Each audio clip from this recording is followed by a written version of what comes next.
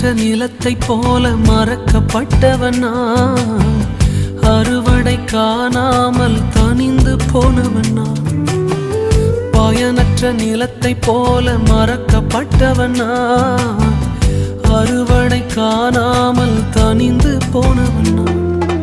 தரிசான எண்ணில் தரிசனத்தை வைத்து அறுவடையை துவக்கி வைத்தவரே, உங்க கிருபை என்னை வாழ வைத்ததே, உங்க கிருபை என்னை தூக்கி சுமக்குதே.